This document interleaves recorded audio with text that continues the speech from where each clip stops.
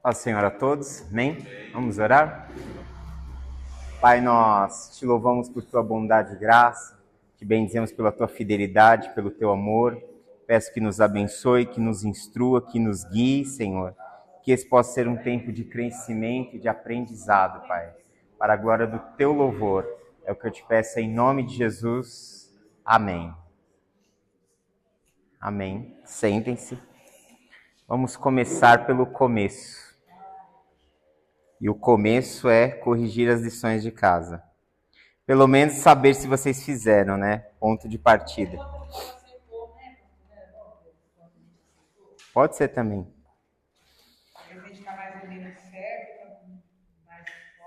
Eu nem lembro o que era mais a lição de casa. Agora que eu tô vendo aqui.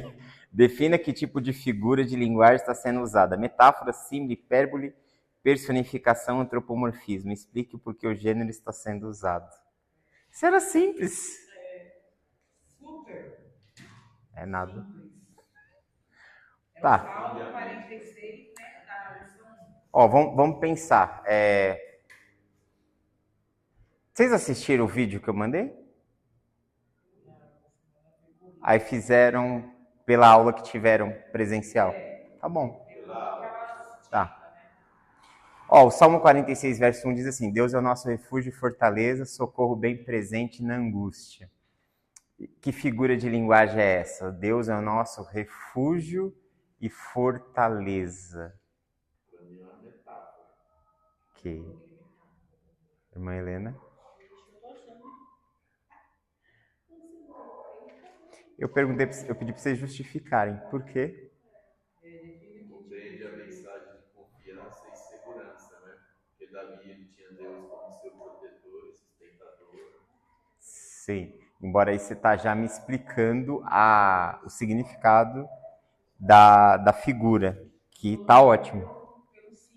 Sim, isso. É uma metáfora, se caracteriza a metáfora porque usa uma linguagem simbólica. Mas o Gilvan já deu um passo a mais, ele já explicou também o sentido da metáfora.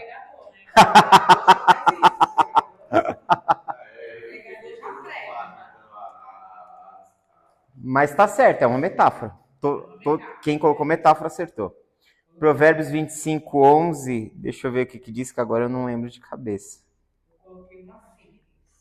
Provérbios 25, verso 11 diz: Como maçãs de ouro em salvas de prata, assim a palavra dita no seu tempo. Por que você colocou símile?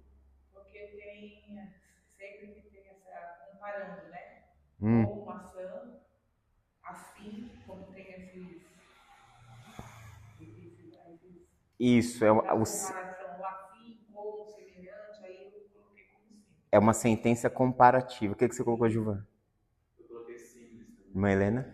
Isso. Está fazendo uma comparação. Toda vez que aparecer como, assim, semelhante, ele está comparando uma coisa com outra. Então ele está dizendo que a palavra dita ao seu tempo tem a beleza, tem a riqueza, tem o valor de uma maçã de ouro numa salva de prata, né? Que é uma linguagem, ele até exagera para dizer que a palavra muito bem colocada, ela é de um valor inestimável. Então é uma símile mesmo. É uma comparação. Eclesiastes, capítulo 1, versos 6 e 7, o texto diz assim: O vento vai para o sul, faz o seu giro para o norte, continuamente vai girando o vento e volta fazendo os seus circuitos. Todos os ribeiros vão para o mar e contudo o mar não se enche. Para os lugares onde os ribeiros vão, para aí tornam eles a ir.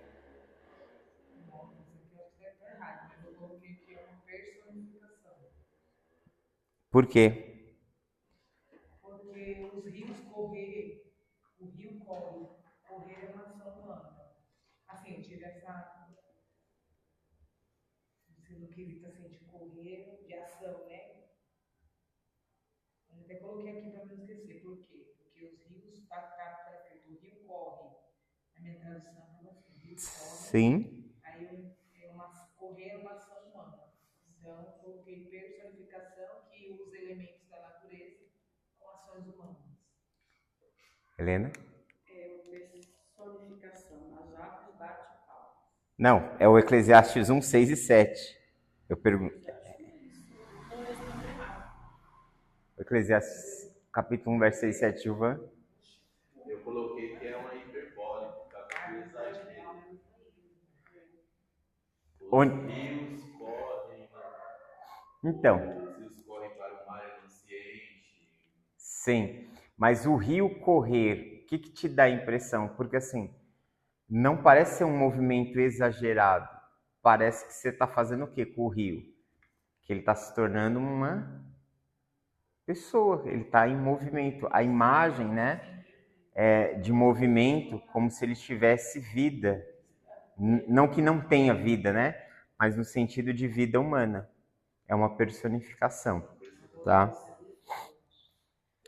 Isaías 55, 12.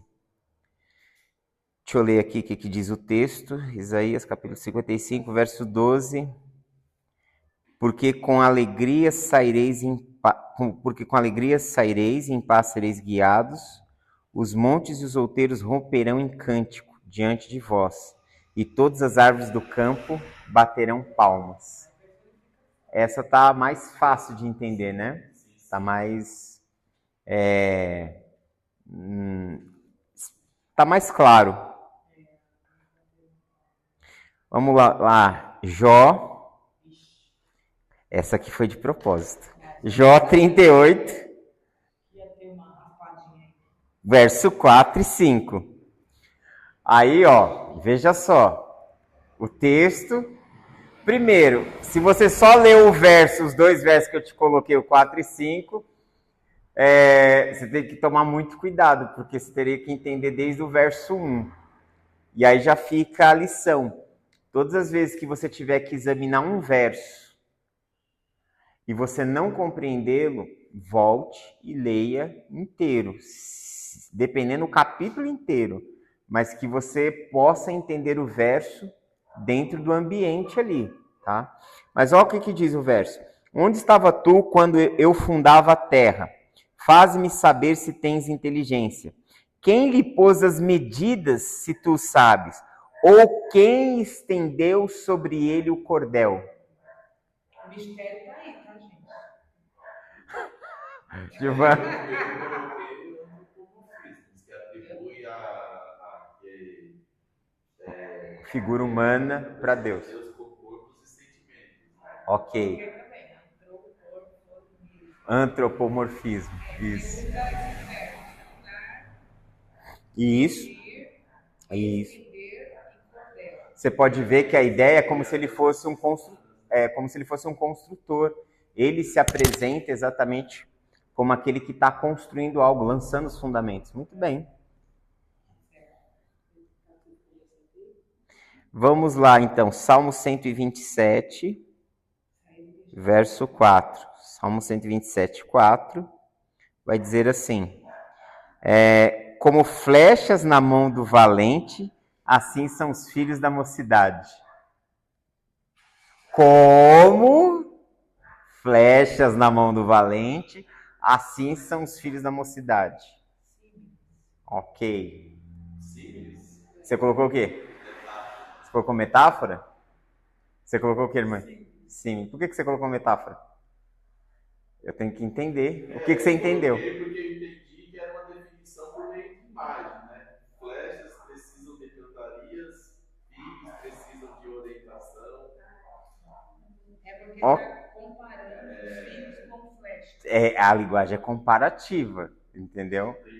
A linguagem é comparativa. Não que a flecha não seja uma metáfora, pensando nela sozinho, mas a junção, como ele está comparando, né? Como as flechas na mão de um guerreiro, assim são os filhos da mocidade, né? Isso, é uma símile. Ele está dizendo o quê? Que assim como o guerreiro, ele usa as flechas para acertar o alvo, aquele que tem muitos filhos, ele vai ser bem sucedido. A ideia aqui é uma ideia tribal militar. Ele vai ser fortalecido quando ele tiver de estar numa guerra. Os seus filhos vão fazer frente a uma guerra, né? Tem esse olhar mais bélico no texto. Vamos voltar lá. Era símile o correto, tá, gente? Marcos 10, 25. Vou ler aqui. Mas vocês estão indo bem, então estão preparados para a próxima fase. Essa agora, do Marcos. Eu acho, né? É mais fácil passar um camelo pelo fundo de uma agulha do que entrar um rico no reino de Deus. O que é isso aqui? Então é uma... Vanilda fez as lições?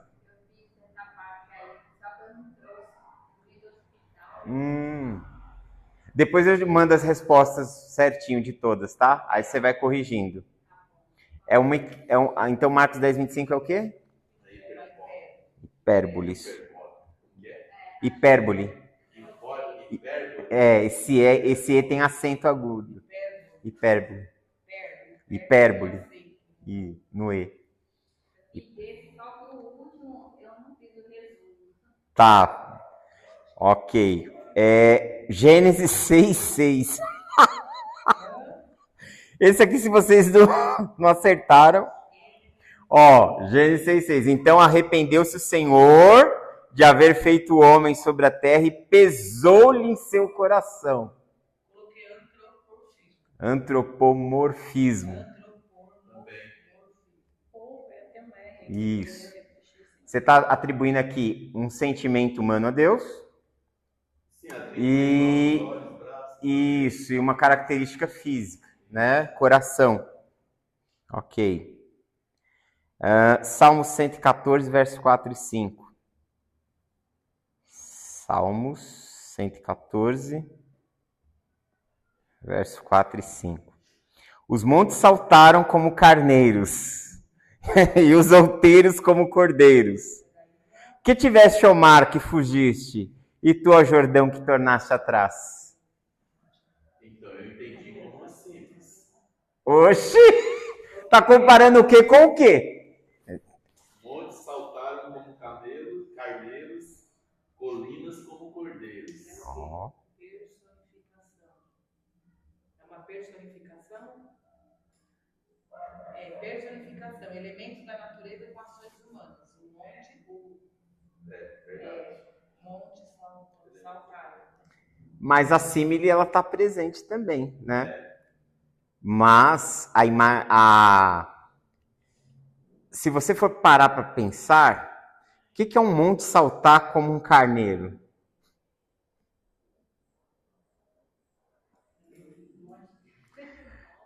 Então, Terrível, né? O hebraísmo. Terrível o Oriente Antigo, né? E os outeiros como os cordeiros. Ó, o mar viu isso e fugiu, o Jordão tornou para trás, recuou. Entendeu? Então, você percebe aqui que os elementos da natureza são colocados como pessoas. Então, a grande imagem que está aqui, a grande figura de linguagem, é a personificação. Porque você tem um movimento da natureza exatamente recuando. Recuando diante do quê? Entendeu? Recuando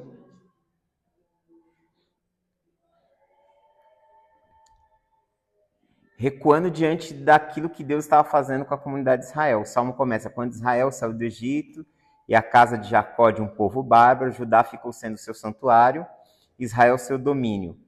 Diante disso o mar viu isso e fugiu, o Jordão tornou atrás, os montes saltaram como carneiros, os outeiros como os cordeiros. Se você perceber, o Salmo tem 8 versos e praticamente você vê essa repetição das personificações em todo o tempo. mas há algumas comparações. Há algumas comparações, sim, existe a símile. Não entender que é assim. Sim. Só que E você... os dois? Ambos estão presentes. São os dois. Só que a imagem prevalecente é a personificação. Por quê? Porque não tem... Para você pensar, antes de você pensar na metáfora, por que você iria pensar que o Jordão recuou, como se estivesse fugindo? Por que você vai pensar no monte saltando? Entendeu? Ele é o primeiro passo para você pensar na figura. Porque, ó, o monte saltou. Essa é a primeira sentença. Comparado a um carneiro. Mas o monte saltou, gente. Isso é irreal. Entendeu? Aí ele saltou como um carneiro. Mas o que quer dizer essa imagem? Porque para você interpretar o texto e entender o texto, o ponto-chave para entender o texto não é a símile. O ponto-chave para entender o texto é a personificação. Entendeu? Então ele é o elemento mais importante dessa poesia. A ideia de dizer aqui é porque, assim, dentro da literatura antiga, e aí já é normal vocês não saberem disso, porque, assim, aqui está falando de quando Israel, de quando o povo de Deus dominou Canaã. Os cananeus, eles prestavam cultos aos elementos da natureza. Então, olha só a sacada do escritor. Ele diz que quando Israel avança, porque ele sai do Egito, foi tirado do meio de um povo bárbaro, e ele avança para conquistar a terra, esses elementos estremeceram. Mas ele quer falar do quê? Do culto que se prestava aos deuses por trás. Aí está implícito no texto. Isso aqui você tem que entender um pouco exatamente dessa cultura, entender um pouco. Aí já é um trabalho de análise mesmo, de exegese do texto. Mas a ideia é entender isso. O elemento principal aqui de análise começa-se pela personificação, depois você vai para a símile. É comum, muitas vezes, você ter mais de um elemento, mais de uma figura de linguagem, tá? Dentro da história. Mas eu vou considerar ambas certas, tá? Você colocou símile, vocês colocaram a personificação. Mas lembre-se que o ponto de partida na hora de interpretar é a... Isso, depois você vai para a símile. A primeira figura de linguagem, você diz. Isso. Parte daí. Parte dela, para você começar a entender a mensagem do texto. Números 13, 33. Não sei por que eu fico escolhendo esses textos também, né? A culpa é do professor. Aqui eu vou ser sincero com o senhor, eu fiquei confuso e até eu coloquei personificação ou a hiperbólica. Tá, vamos lá. Também vimos ali os gigantes, filhos de Anak, descendentes dos gigantes, está dentro de uma narrativa, né? Então você tem uma narrativa e dentro da narrativa vai acontecer um gênero poético dentro da narrativa. Ó. Também vemos ali os gigantes, filhos de Anak, descendentes dos gigantes. Até aqui, vamos entender que isso é literal, ok? Na narrativa. E éramos aos nossos olhos como semelhantes ao quê? A gafanhotos.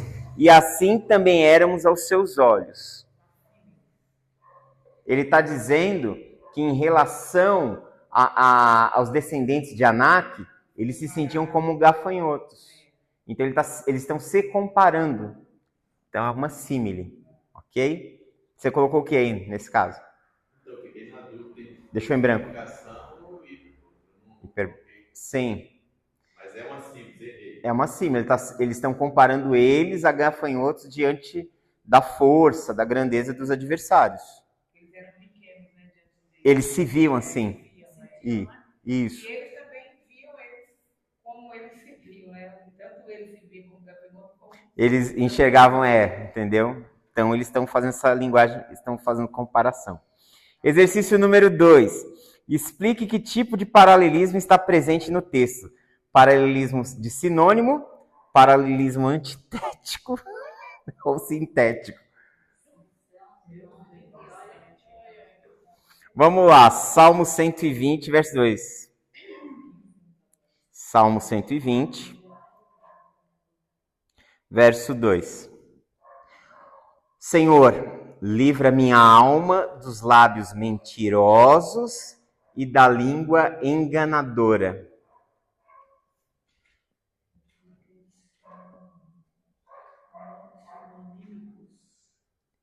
Por que sinonímicos? Porque a língua e lábios é a mesma coisa. Mentirosa, hein? Mentirosa. Enganador. Isso. O que você colocou, Ju? Pior que eu coloquei todas, essa aqui eu não coloquei. Eu coloquei na frente o que é, agora que eu vi. Quem colocou que é um paralelismo de sinônimo está certo, porque lábios, boca, mentira, ok, perfeito. Vamos lá. Então é paralelismo, sinônimo. Provérbios 10, verso 1.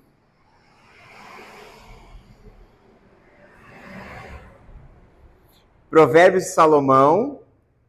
O filho sábio alegra seu pai, mas o filho louco é a tristeza da sua mãe. Que paralelismo é esse? A gente fala, só eu que falo. Pelo amor de Deus. É antitético. Por quê? Oposição. São ideias opostas, né? Alegra o pai, entristece a mãe. O que vocês colocaram? Eu coloquei antitético. Ok, faz uma antítese, né? Uma oposição. Salmo 1, 1. Salmo 1, verso 1.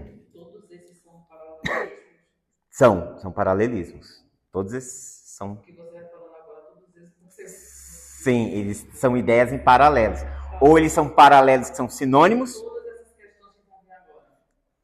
É. Nomear. Até o Provérbios 3, o exercício 2, ele é exatamente isso. Ó, bem-aventurado o varão que não anda segundo o conselho dos ímpios, não se detém no caminho dos pecadores, nem se assenta na roda dos escarnecedores.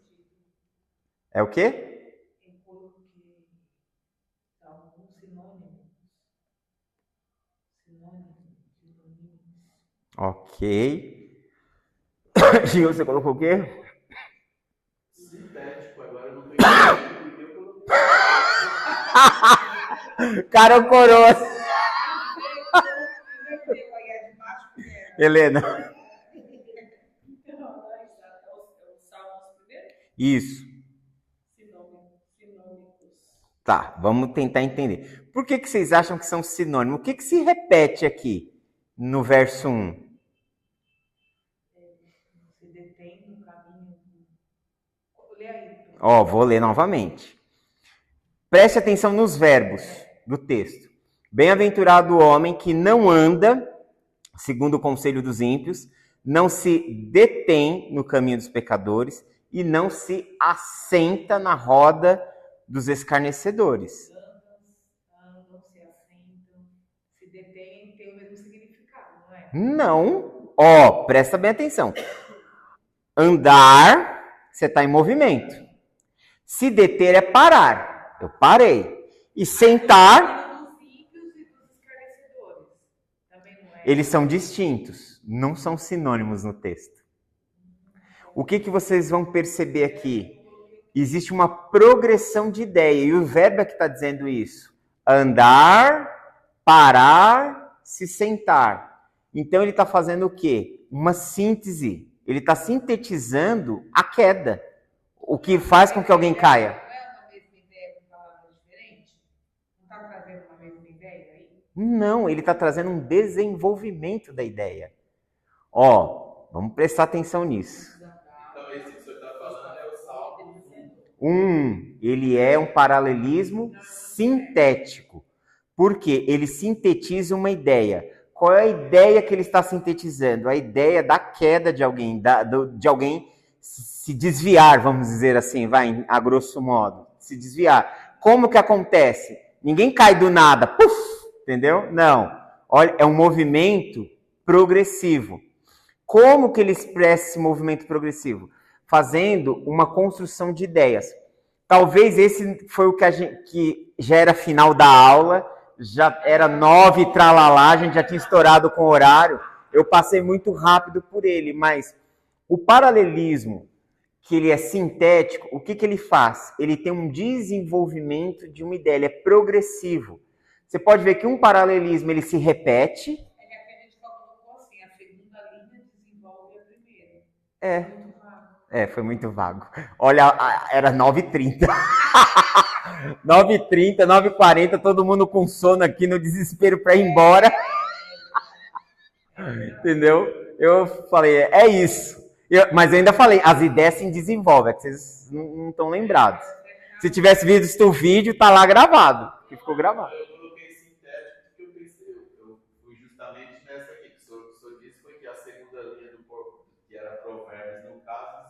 Isso. E aqui a segunda desenvolveu a primeira e a terceira desenvolveu a segunda. Mas ela não faz oposição de bem e mal, de uma coisa para outra. Elas não são ideias contrárias. Elas são ideias que estão se desenvolvendo. Sintético. Próximo texto, Provérbios 4, 14. Voltei para os provérbios imaginando que vocês iam sofrer aqui. Foi tudo de caso pensado. Escolhi a dedo esses textos. Não entres na vereda dos ímpios, nem ande pelos caminhos dos maus. Ímpios e maus. Não.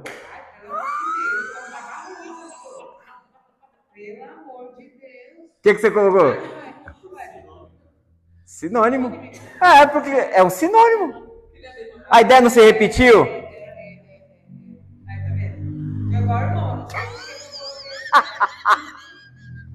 Foi cara ou coroa? Cara é antitético, coroa é sintético.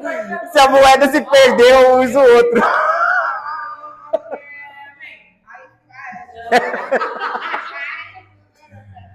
Mas é isso. Ele é um paralelismo sintético. Ele é um paralelismo sinônimo.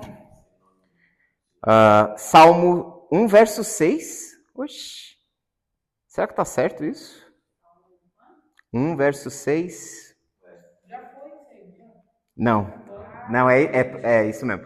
Pois o Senhor conhece o caminho dos justos, mas o caminho dos ímpios perecerá. Que paralelismo é esse? Justos versus ímpios. Exato. Vocês colocaram o quê? Ok, ideias opostas. Justos versus ímpios. E o último texto, o último paralelismo desse exercício, Provérbios 3, 5.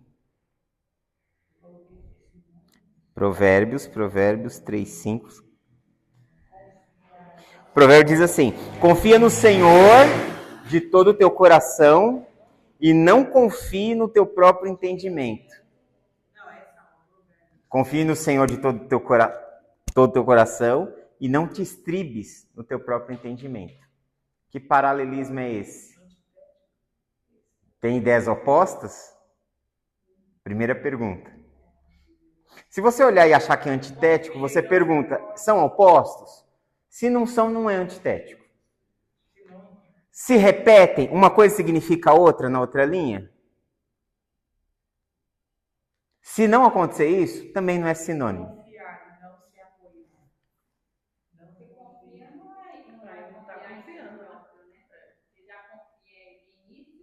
Agora, como é que você vai saber?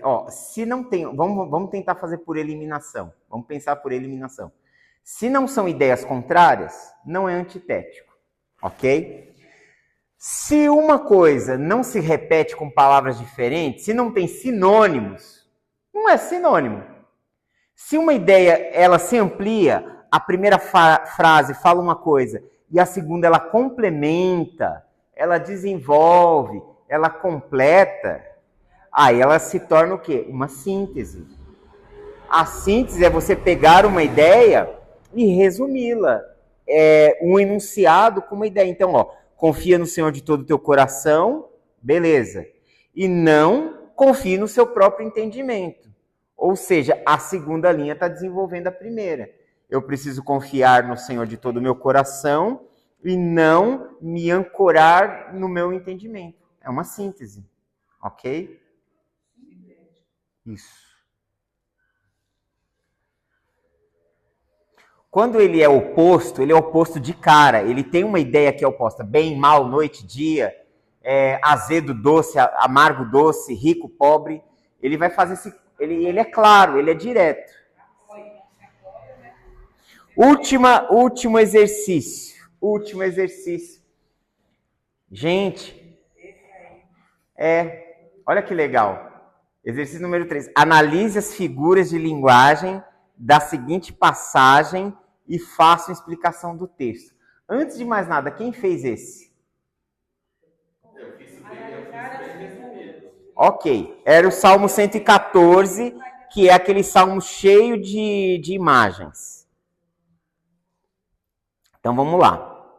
Primeiro, o que eu queria que vocês fizessem? Talvez não sei se eu fui claro o suficiente no exercício, mas eu falei, analise as figuras de linguagem. Ou seja, se tiver mais de uma, eu queria que vocês vissem e me dissessem quais eram e o que aquilo afetava o texto, e vocês fizessem a explicação do texto a partir da figura de linguagem, né? Porque isso é interpretar, isso é o processo para interpretar uma poesia, um texto, uma literatura de cunho poético, né? Então eu quis meio que ver, imaginar o quanto vocês estavam ali no campo de domínio do assunto. Quem quer começar? Pastor, eu coloquei primeiro, eu vi uma personificação, que o mar viu e fugiu. Que é o verso 3. Tem olhos e pernas para fugir. Ok. Eu também vi uma metáfora na rocha transformada em poço de água. Tá, verso 8, né? O qual converteu o rochedo em lago de águas. E um seixo em manancial. Isso. Então, eu acabei não entendendo direito a questão, embora está bem explícita. Tá bom. Eu achei que não ficou. Agora, olhando de novo, achei que eu não fui muito claro no que eu queria de vocês. Porque, assim, a gente estava dentro as lições que a senhora passou, foi todas nesse sentido. Sim. O que é e o Isso. porquê, né? Isso. Mas se o senhor for ler a pergunta, eu li hoje. Novamente, eu sei que faltou algo. Ok. Ó. Beleza. Mas é isso. Meninas? Eu coloquei o mar olhou, os nomes faltaram, E o mar fugiu, ok.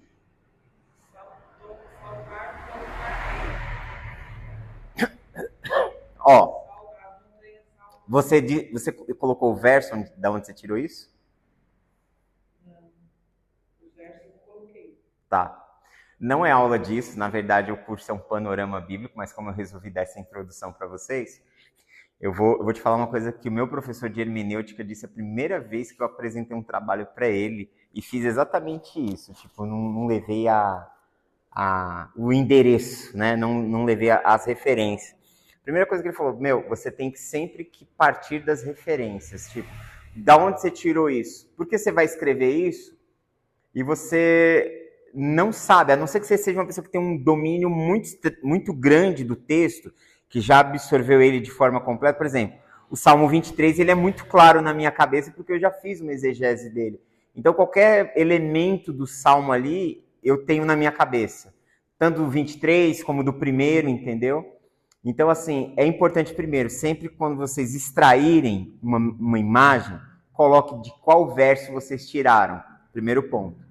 Segundo ponto, quando vocês olharem para essa figura de linguagem, para essa imagem, vocês precisam dizer o que ela é. É uma metáfora? É uma símile? É uma personificação? Porque é aí que vai te dar a estrada para você entender o texto, do que o texto está falando. Essa questão eu vou deixar para vocês refazerem. Eu poderia fazer agora, mas não vou fazê-la.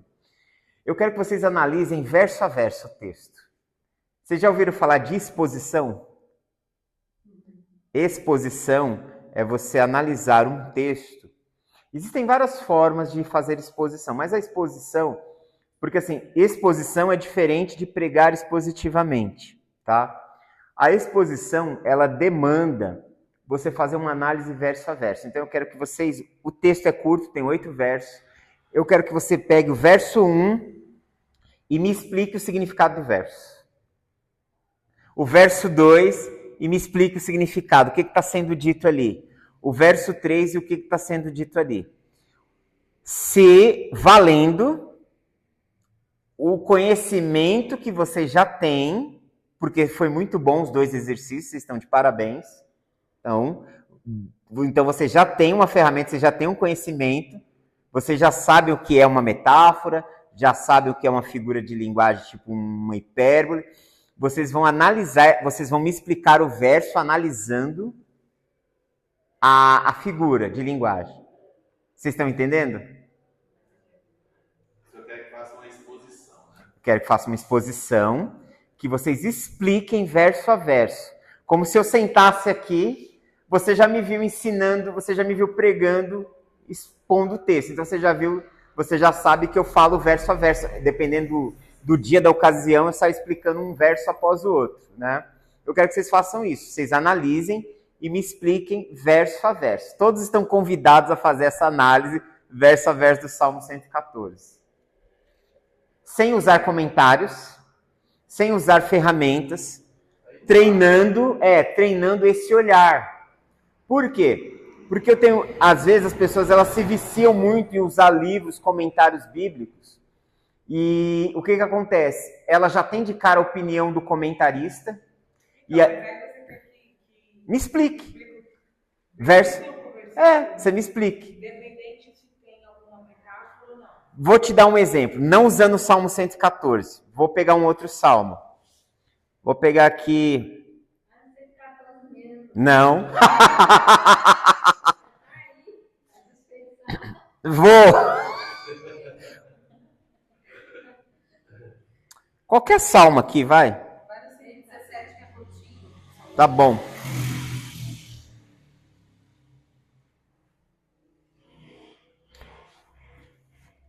Louvai o Senhor todas as nações, louvai-o todos os povos. Então, 117. Embora isso aqui, ele é uma introdução de um cântico, peraí.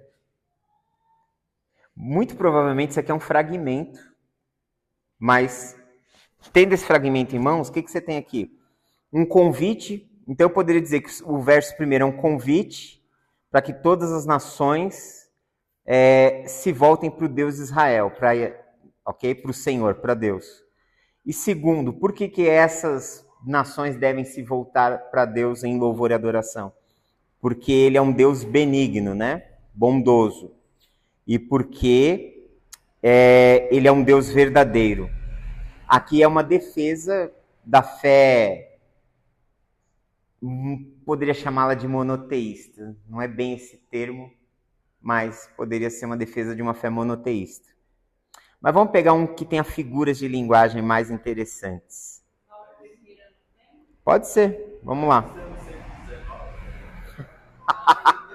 Eu tenho meu vídeo gravado lá em 2021 do Salmo 119. Não, foi curto, eu não analisei, eu peguei uma porção só, como ele tem aquelas divisão por acróstico, escolhi um lá no meio lá e falei. Eu li ele em 4 horas. É o tempo que você leva para lê-lo. Hã? Só ler. Eu levei 4 horas lendo ele. Em Yom Kippur ainda, na celebração. Bem-aventurado o homem que não anda segundo o conselho dos ímpios, não se detém no caminho dos pecadores, não se assenta na roda dos escarnecedores. Como eu explicaria isso de uma forma simples, como se eu estivesse fazendo o trabalho de vocês? Primeiro, o que eu identifiquei aqui? Um paralelismo, certo? Eu já aprendi isso em aula e até fiz um exercício, vamos supor que eu sou o aluno agora. Fiz um exercício. Então tem um paralelismo. O que esse paralelismo está dizendo? Está me mostrando uma progressão de ideias. Ou seja, o salmista ele apresenta o quê? Uma queda gradativa de alguém que ele anda com os ímpios, para dar ouvido aos pecadores e acaba se assentando na roda dos escarnecedores. Ou seja, ele acaba se tornando um como eles. Ele sai do seu caminho. No verso 2, você tem aqui antes, tem o seu prazer na lei do Senhor e na sua lei medita de dia e de noite. Então, assim, bem-aventurado o homem que não anda segundo o conselho dos ímpios, não se detém no caminho dos pecadores, nem se assenta na roda dos escarnecedores. Antes tem o seu prazer na lei do Senhor, na sua lei medita de dia e de noite.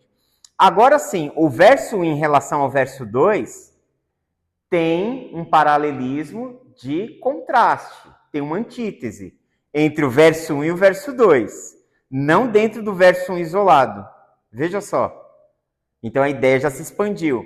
Então a partir do verso 2, o salmista ele faz o quê? Um contraste, entendeu?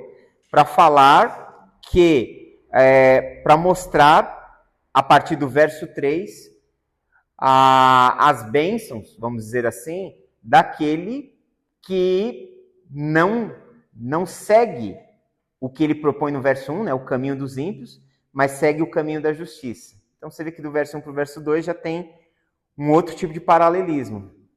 Aí a partir do verso 3, o que você vai ter?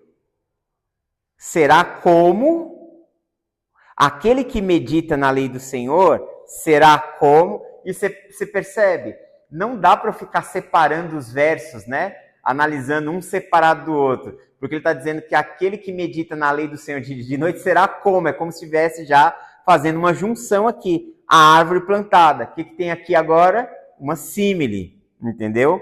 Junto a ribeiros de águas. E aí o que quer dizer essa imagem? Que ele será uma árvore, que ele não vai morrer, que não vai secar. O próprio verso diz isso, ó. O qual dá o seu fruto na estação própria, cujas folhas não caem, e tudo quanto fizer prosperará. O próprio verso está explicando a símile, entendeu? O próprio verso, a própria continuação do verso 3. Não são assim os ímpios. Volta de novo a fazer o contraste. Então você pode ver que o salmo inteiro é um contraste entre ímpios e justos, tá? Não são assim os ímpios, mas são como a moinha que o vento espalha. Moinha que o vento espalha. São como outra símile. E o que está dizendo essa símile? Moinha que o vento espalha. Aí vou ter que pensar o que é uma moinha e o que é o vento espalhando essa moinha. Aí eu vou ter que pensar nisso para poder explicar o verso. Mas significa que eles não permanecerão, que eles não são perenes, que eles são, basicamente, vamos dizer assim, inconstantes, entendeu? Que são triviais e que eles não terão consistência, eles não prevalecerão. As suas obras não prevalecerão, nada do que eles fizer prevalecerá. Ó, aí o verso 5. Pelo que os ímpios não subsistirão no juízo, nem os pecadores na congregação dos justos. Tem um paralelismo aqui. Um paralelismo sintético. Os ímpios não subsistirão no juízo, nem... É sintético? É sinônimo.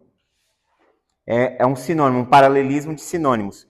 Pelo que os ímpios não subsistirão no juízo, nem os pecadores na congregação dos justos. Então, pecadores e ímpios. Então, ele usa isso para enfatizar a ideia do quê? Da derrocada, da derrota total. Sempre que quando se usa um paralelismo com sinônimo, é para reforçar uma fala, é para reforçar uma ideia. Porque o Senhor conhece o caminho dos justos, mas o caminho dos ímpios perecerá. Outro paralelismo agora de contraste. Um paralelismo antitético. Mostrando o destino de um e o destino do outro. É isso. Vocês conseguem tentar? Vocês vão tentar fazer isso? Então, mas o senhor quer que a gente faz no Salmo 14. Explicando os paralelismos. Explicando verso a verso, o que você encontrar neles. É que esse salmo aqui, ele é todo intrucado de paralelismo, né? O salmo 114 não é tanto de paralelismo, é mais de personificações e de símiles. Então, você vai explicando e explica o significado. Tentem fazer isso, façam um esforço. Tranquilo. Só vai ter isso, né? De quê? Pra fazer. Por enquanto só, porque eu vou começar uma matéria agora, eu vou falar em 30 minutos algo que não vai, eu vou ter que terminar na próxima aula. Tá bom. Ok? Dúvidas? Meu Deus. Mas qualquer dúvida, manda mensagem, me pergunta. Não, era o caderno dela que ela fez as anotações. Gente, dúvidas?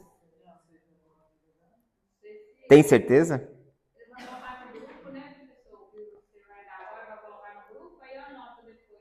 Sim, eu vou colocar a lição corrigida no grupo, tá? As respostas. Então, é isso, gente. Isso. Então, vocês já sabem o que é uma literatura de foco narrativo. Vocês já sabem o que é uma literatura de foco poético. Ok? Então, vamos para o próximo. Vamos começar, e eu vou só introduzir a ideia. Vamos falar um pouco sobre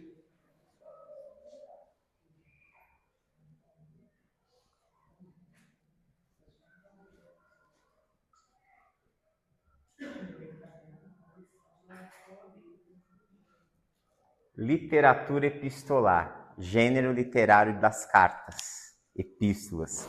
Se constitui um gênero literário que não é um bicho de 7 cabeças, mas ninguém se atreve a ficar pregando nas cartas em igreja. Você já percebeu que hoje o movimento é das narrativas, né? Todo mundo quer pregar histórias. Eu até entendo. As histórias são mais simples, as histórias são mais didáticas, claro. O mundo começou com pessoas aprendendo a partir da contação de histórias. E até hoje nós vivemos no processo de aprendizado através de contação de histórias. Logicamente que é muito mais fácil. E nem tanto, e existem partes filosóficas. E é aí onde as pessoas correm. Entendeu? É exatamente, elas são teológicas também. Mas a gente vai começar um caminho aqui para tornar isso bem mais simples, tá? Simples, não simplista, tá? Simples no sentido de que se eu seguir esse passo, eu vou começar a entender as cartas. Quando eu me converti,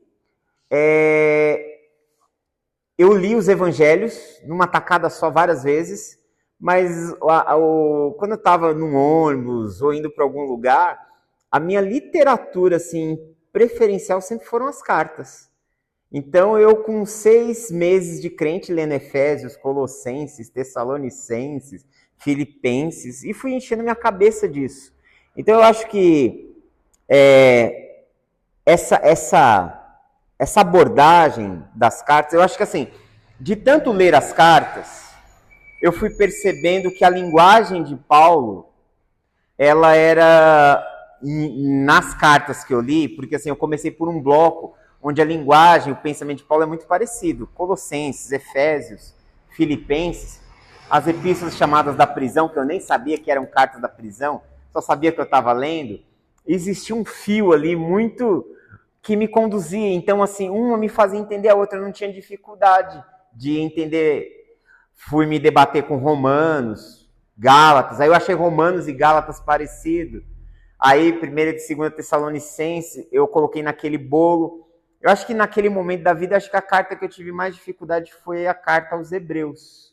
Eu levei anos, por causa das correlações com o Antigo Testamento e tudo mais. Ou seja, eu teria que conhecer mais Antigo Testamento, e eu comecei toda a minha caminhada mais Novo Testamento, entendeu? Sim. Então, assim, eu só fui ganhar paixão pelo Antigo Testamento quando eu fui fazer pós-graduação, quando eu comecei a analisar mesmo, fazer os estudos acadêmicos do Antigo Testamento. Aí eu ganhei uma certa paixão pelo Antigo Testamento, mas meu olhar sempre foi muito Novo Testamento, entendeu? Que é o texto da igreja, né? Eu sempre falo para vocês, é a Bíblia da igreja, é o Novo Testamento, né? O Antigo é a Bíblia da comunidade judaica. O Antigo Testamento pelo fato de ser histórico, né, chama mais atenção, né? Sim. A leitura. Sim. As histórias têm emoções, né? Você não tem muita emoção numa carta, onde um Paulo diz assim, a ira de Deus se manifesta, começa, né, com esse discurso, a ira de Deus se manifesta, com toda a rejeição de Deus e tal, os atributos invisíveis de Deus, assim como a sua soberania, seu eterno poder, claramente se fazem conhecidos por meio das coisas criadas. A forma como está escrito, a forma como está traduzido, é muito truncada na nossa cabeça. A gente não consegue pensar o que ele está tentando dizer com aquela fala, entendeu? No Antigo Testamento é mais fácil, já está tudo lá. Você tem lá o Davi pegando uma pedra acertando o Golias. A narrativa é isso, né? A narrativa é literal. Ainda que a história não seja literal, que não venha a ser literal, mas a narrativa em si, os eventos da narrativa são literais. Então não tem muita dificuldade. É a aplicação, né? A dificuldade da igreja é receber a aplicação.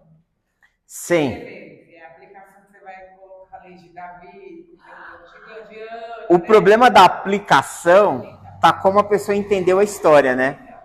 Se ela leu de fato, se ela compreendeu os elementos da narrativa. Já diferente aqui com as epístolas, né? Aqui a gente vai entrar num outro olhar. Primeiro, vamos lá, primeiro que as epístolas, as cartas, elas estão sendo escritas num outro momento, tá? Num outro momento. Então, assim, elas são do primeiro século? Tradicionalmente, acreditam-se que sim. A crítica moderna diz que não, e por aí vai. Mas nem vou entrar no X da questão. Vamos pensar como elas sendo escritas no primeiro século, vamos pensar elas sendo escritas pelos apóstolos, e vamos pensar no mundo que levou eles, o mundo que eles estavam vivendo. A gente precisa sempre pensar nesse ponto. O mundo que você está vivendo, a sociedade, o tempo influencia na forma como você escreve, na forma como você pensa. Lá, lembra que eu mostrei em Gênesis para vocês? Os caras do Antigo Testamento achavam que tinha água no céu, né? A ideia é as águas de cima, separado das águas de baixo, as águas de cima se chama céus, as águas de baixo terra. Então, olha a crença. Criam lá numa redoma tipo a dos Simpsons lá, daquele episódio dos Simpsons, né? De um domo segurando as águas dos céus. Crença primitiva. Essa crença era diferente nos dias de Paulo? Não, não era. Porém, você tem a inserção do pensamento grego no Novo Testamento. Alguns autores, alguns comentaristas estudiosos falam que a filosofia grega estragou, que o Novo Testamento é um texto que está alterado exatamente por estar muito influenciado pelo pensamento grego. Mas independente de qualquer coisa, a gente vai entender o quê? Que o estilo de escrita das cartas já carrega a influência do mundo gentílico, do mundo não judeu, das comunidades greco-romanas, e sim a influência do pensamento grego. Então, mudou a cosmovisão. Muita gente se converteram. Exato. A mentalidade deles. As cartas se tornaram a forma de comunicação entre as igrejas, entre os pastores, entre os apóstolos, entre as primeiras comunidades, entendeu? E aí, a gente precisa entender uma outra coisa muito importante, que a carta, ela não só se tornou meio de comunicação, mas ela se tornou o elemento pelo qual se dava o mentoreio ou o cuidado pastoral em relação à comunidade. Você pode ver, por exemplo, que quando Paulo está escrevendo as cartas, você vê exatamente que ele está escrevendo como um pastor para orientar aquela comunidade, para direcioná-la, para corrigir os seus erros, para chamar a atenção, entendeu? Aí, claro, as cartas não ficam atrativas, né? Quando a ideia é tratar de problemas, tratar das doenças, tratar das neuroses que estavam invadindo, as cartas também serviram para servir de uma espécie também de agradecimento, de louvor. As cartas carregam tudo isso. Mas eu queria que vocês entendessem que as cartas, elas unem alguns elementos.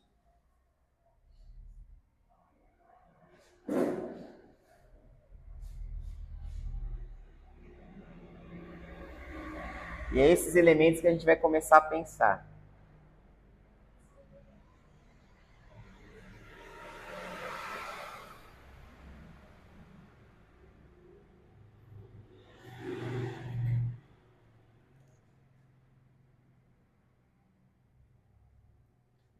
Elementos. Vou pegar uma outra caneta aqui.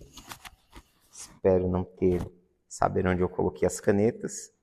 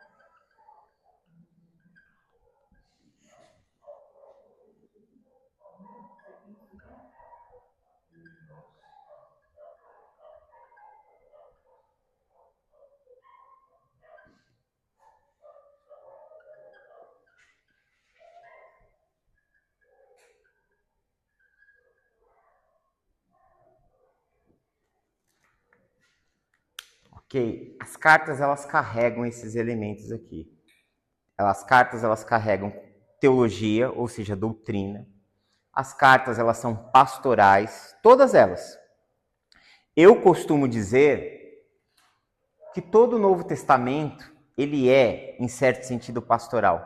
Todo o Novo Testamento. Os evangelhos são produções que são entregues para a igreja como um documento pastoral.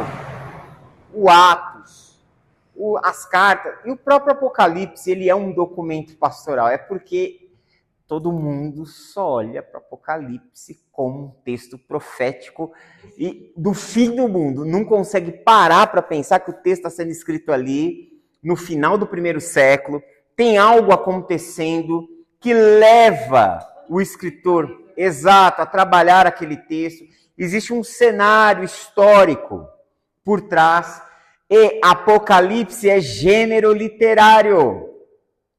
É um gênero literário, é uma forma de se escrever e é uma forma intencional. Quem se utiliza de um gênero literário apocalíptico, ele está fazendo isso com a intenção, intencionalmente. Ele quer produzir algo ali, você está entendendo? Que é isso que essa vai ser a última literatura que a gente vai ver, porque ela é a mais complexa.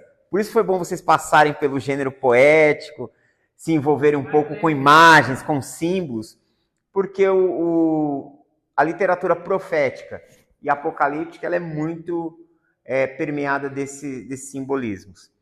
Diferente das cartas. Mas mesmo o próprio Apocalipse ele é um documento pastoral. Então eu consigo enxergar que todo o Novo Testamento, que os 27 livros canônicos do nosso Novo Testamento protestante, ele é um documento pastoral. Primeiro, por que ele é pastoral? Primeiro, porque ele é dado para a igreja.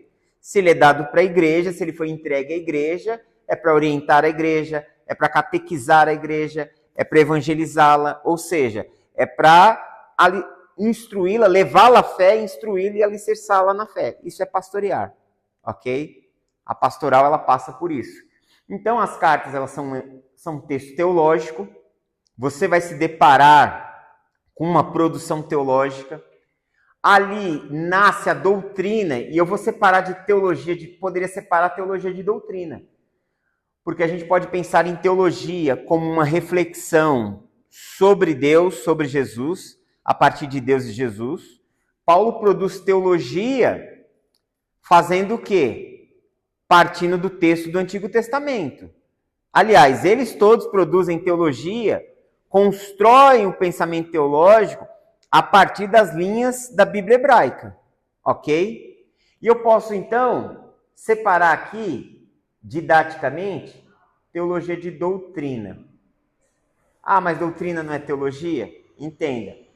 Quando eu falo de teologia, existe um pensar teológico, existe uma reflexão. O capítulo 1, 2 e 3 da carta de Paulo aos Romanos nada mais é, principalmente do 1:18 até o final do capítulo 3, uma releitura de Gênesis 1, 2 e 3. Se você ler com muita calma, você vai ver o texto de Gênesis dentro da escrita de Paulo em Romanos capítulo 1, 2 e 3. Então, o que você percebe? Que ele está fazendo uma reflexão teológica a partir da queda. Como a queda afetou a raça humana? Só você ler Gênesis 1, 18 a 32. Você vai ver a dimensão, o que a queda produz. O Paulo ele é capaz de dizer, em Romanos capítulo 1, 18 a 32, que até mesmo a homossexualidade ela é fruto da idolatria.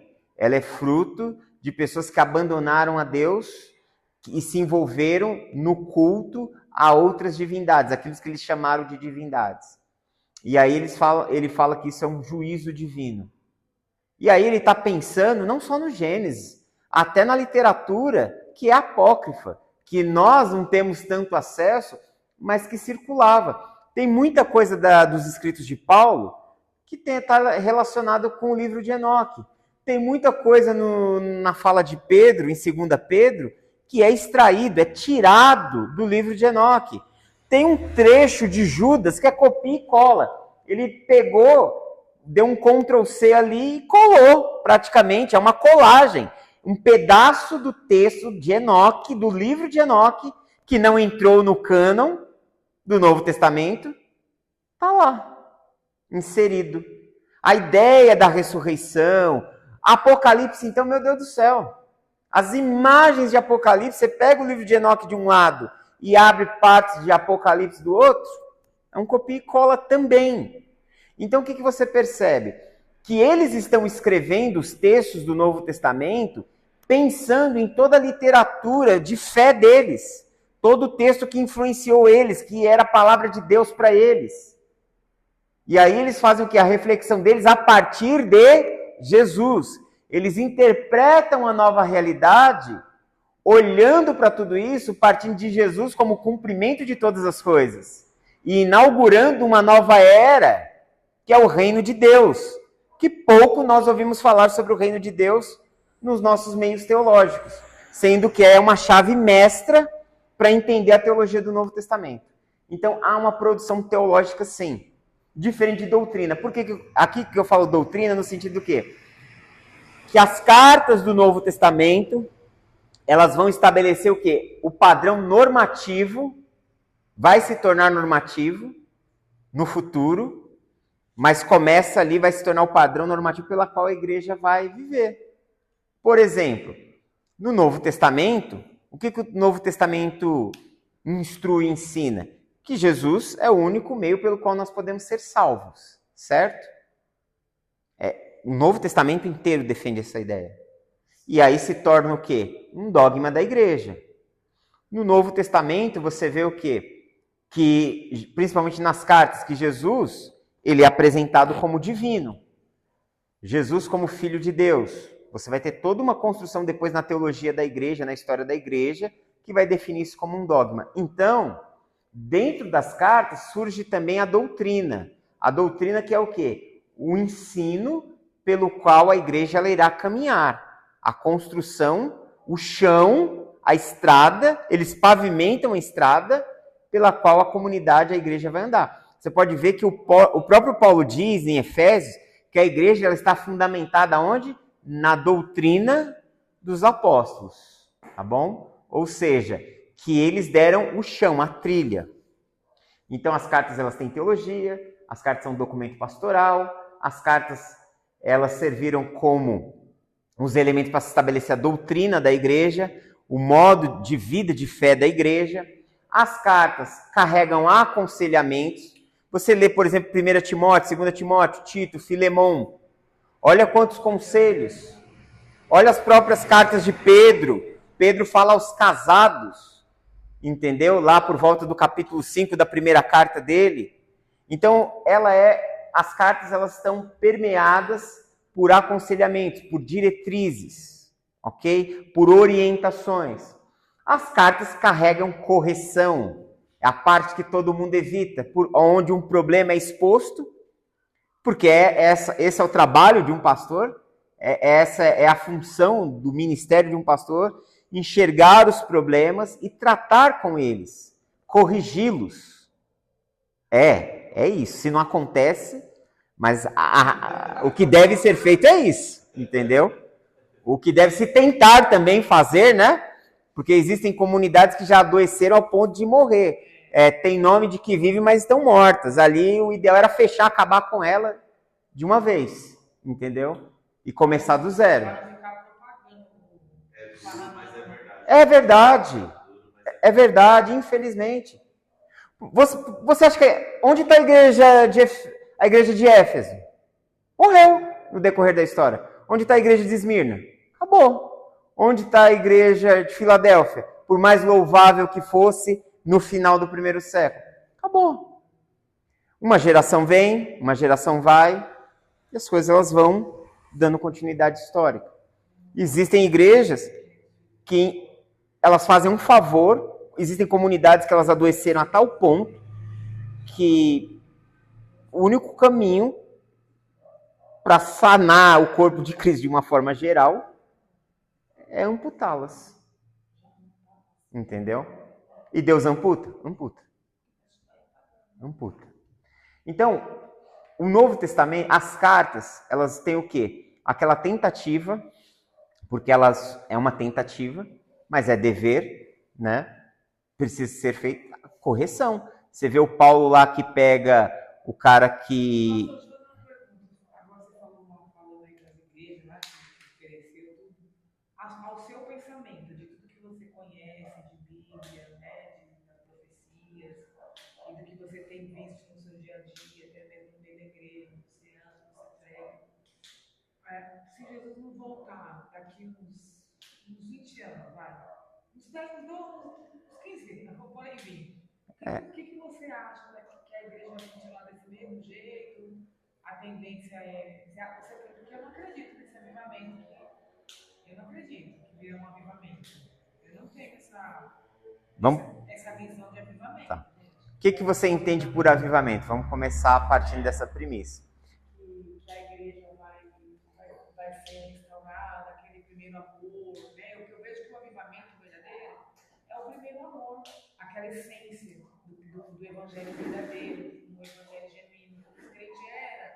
Ou seja, alguém ter vida espiritual e reencontrar-se.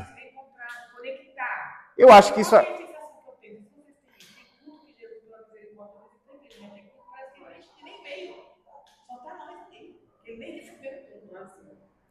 Não é pela questão de coisa, mas pela essência do culto. Né? Você não sente aquela presença. Então, assim, aí eu estava falando para ela, a geração dos meus bisnetos. Né? Será que eles vão ter isso? Será que eles vão estar, né? Porque a gente ainda está arrastando, mas estamos aqui, né? E vamos continuar até o fim, não Jesus. Mas eu digo essa geração que vem vindo agora, essa geração nova. Eu estou falando daqui a uns 20 anos. Certo. O que o pastor acha? Assim? É porque assim, o culto, ele carrega duas dimensões. A primeira é a dimensão da nossa coletividade. E a segunda é a dimensão da nossa individualidade. Eu acredito que sempre vão existir pessoas que vão buscar a Deus. Sempre vão existir, enquanto houver mundo, vai existir pessoas que amam a Deus, apesar de, entendeu? Os rabinos, eles fazem uma comparação muito interessante. Eles falam que Noé achou graça diante dos olhos do Senhor, e Noé era um homem justo, mas ele era um justo dentro dos padrões da geração que ele vivia. Os rabinos fazem muito isso, os judeus fazem muito isso. Quando compara, por exemplo, Noé com Abraão, eles acham que Abraão era um homem mais elevado, mais justo. Não que a sociedade tivesse melhor, mas assim, ele alcançou um padrão de justiça maior. Mas o texto ali, eles falam que Noé é justo naquela geração. Ou seja, é o melhor que se pode fazer dentro das condições que se tem. E Abraão foi o melhor que se pôde fazer dentro das condições que se tinha. Então, eu acho que cada geração vai ter pessoas que vão fazer o melhor que se pode fazer com o que se tem.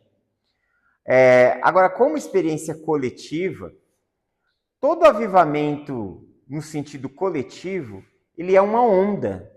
Ele é algo que vem e passa. Onde está o avivamento inglês lá com John Wesley? Onde está o avivamento escocês lá com... Esqueci agora o nome do... Lá em Augsburg. Sim. Tá, uma galera foi visitada por Deus e ficou lá derramada, tal.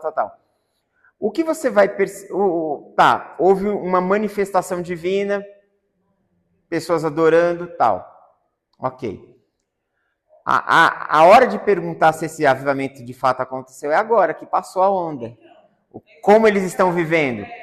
Se tornaram pais melhores? Se tornaram pessoas melhores? Se tornaram seres humanos melhores? Se sim, esse avivamento, esse movimento que houve ali, de fato os avivou. Se não, foi catarse. Foi um momento, mas aquele momento não afetou. Tem um livro que ele é o crivo de tudo isso. Tudo bem que a linguagem dele é complexa. Não é complexa, é porque o cara que escreveu é o Jonathan Edwards, né? Que escreveu o Jonathan Edwards lá no início do século XX.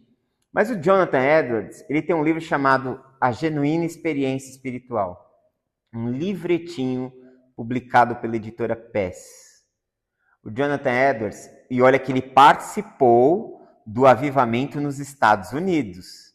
Então, eu estou falando de alguém que pregou o chamado sermão pecadores nas mãos do Deus irado e que viu pessoas se jogando no chão, sentindo que iriam para o inferno. Ou seja, ele não só participou de um grande avivamento, como Deus usou a própria vida dele para incendiar esse avivamento.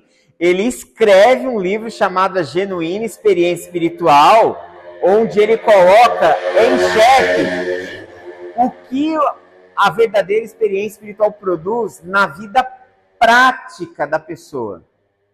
Se não houver mudança na vida prática, não houve, para ele é bem claro, não houve avivamento. Houve emocionalismo.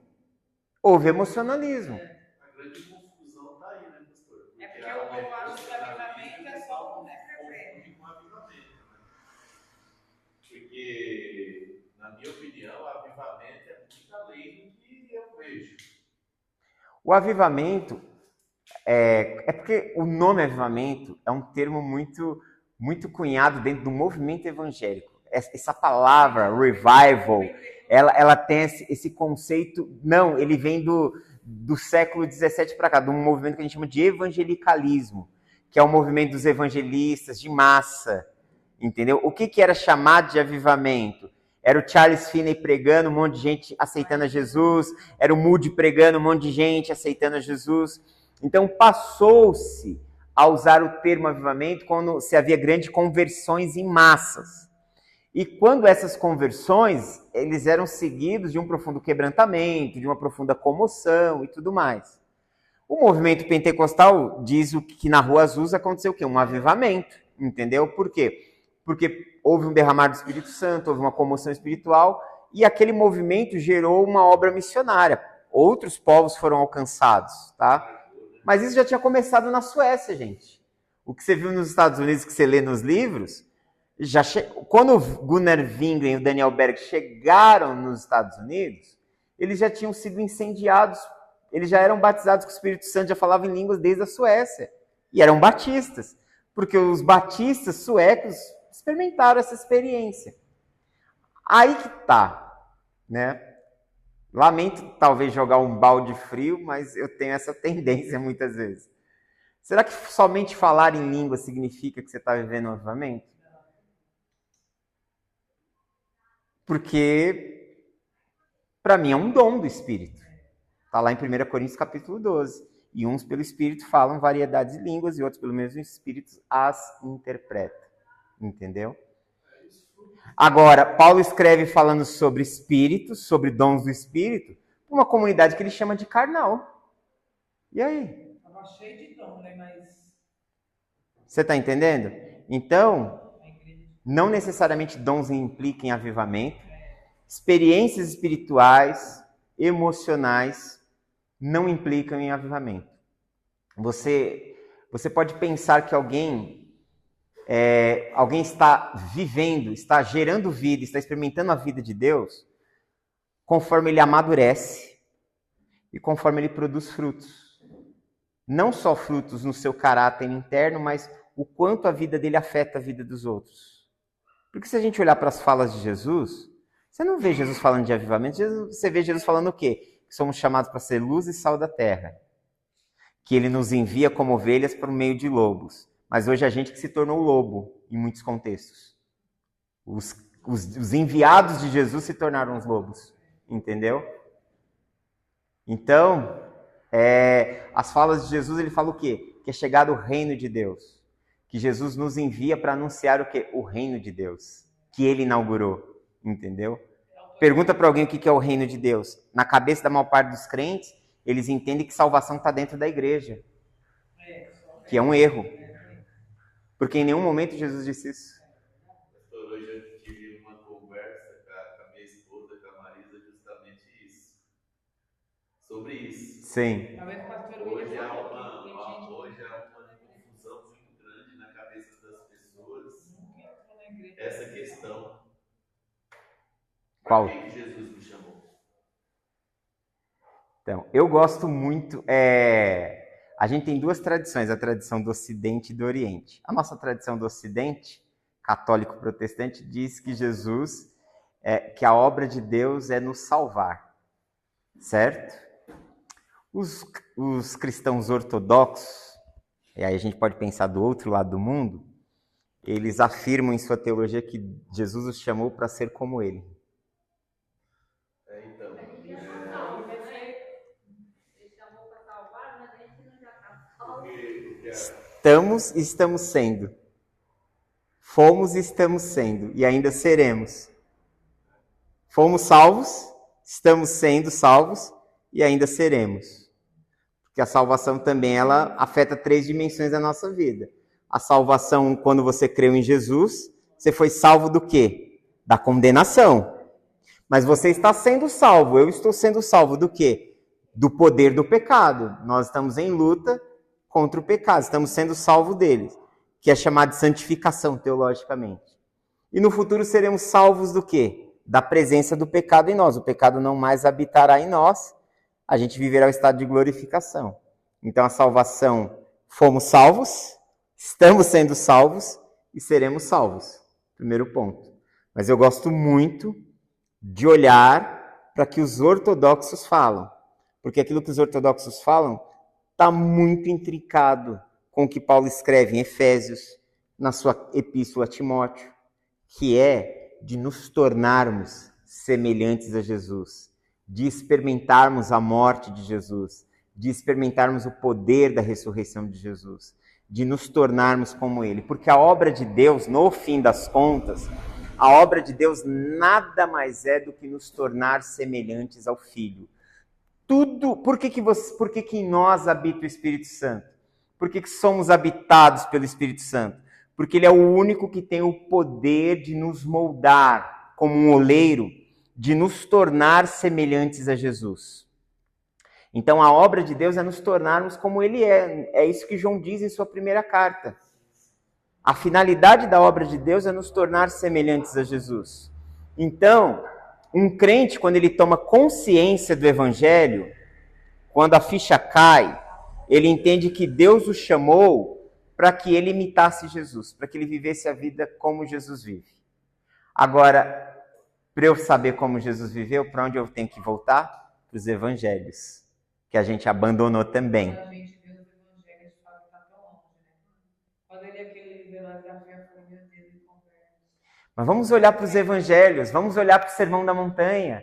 Ouvistes o que foi dito, não matarás. Eu, porém, vos digo, se você abriga ódio no seu coração, você é um assassino. Se você tem ressentimentos, mágoas em relação a outra pessoa, ela está na sua mira.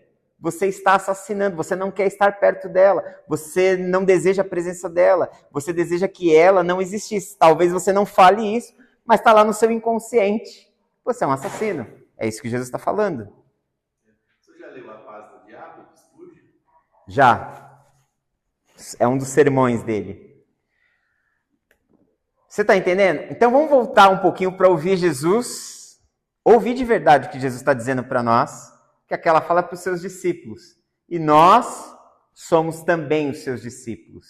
Lá no Evangelho de João capítulo 17, ele fala que ele estava orando por aqueles, mas ele estava orando por aqueles que viriam. Nós somos esses, pelos quais ele estava intercedendo no dia da sua morte, quando ele precisava que alguém estivesse intercedendo por ele. Ele estava intercedendo por nós. Entendeu? Por isso Paulo fala em Romanos 8,5 que Deus prova o seu amor por nós, pelo fato de Cristo ter morrido por nós, quando nós ainda éramos pecadores. Ok? Então o caminho de Jesus é isso, viver seguindo a Jesus. E aí o evangelho se torna simples, extremamente simples e ao mesmo tempo extremamente desafiador. Por que ele é simples? Porque o evangelho não demanda você estar com a sua cabeça cheia de teologia, de conhecimento, de informações. O evangelho, viver a nossa jornada, a nossa caminhada cristã é: eu ouço Jesus, eu guardo a palavra de Jesus, eu aprendo com Jesus e eu faço o que Jesus falou que eu preciso fazer. Só isso. Só isso. E aí você cumpre a lei, você cumpre todas as coisas. E aí ele sintetiza dizendo, ame a Deus e ame ao próximo. Você cumpre tudo. Porque quando você amar a Deus, você não vai ter atitudes que ofendam a Deus. E quando você ama as pessoas, o próximo, você não vai ter atitude que ofenda elas. Acabou. Está entendendo? Se tornou extremamente simples, extremamente desafiador. Extremamente complexo. Tanta pregação mirabolante, né? Coisa que a gente ouve, né? Tanta coisa assim. Na verdade, a gente gosta de performance.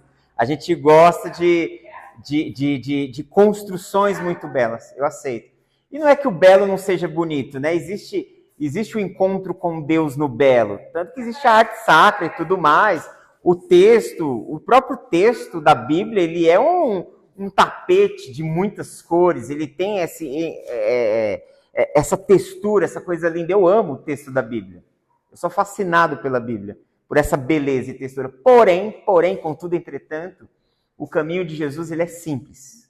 Eu ouço a Jesus, eu aprendo de Jesus e eu coloco em prática o que Jesus ensinou.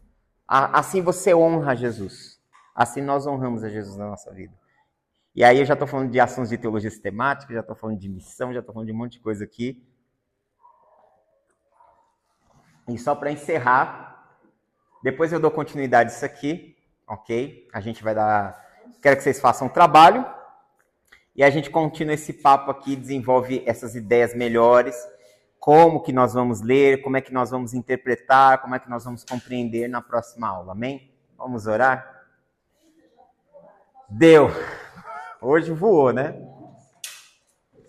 Oremos.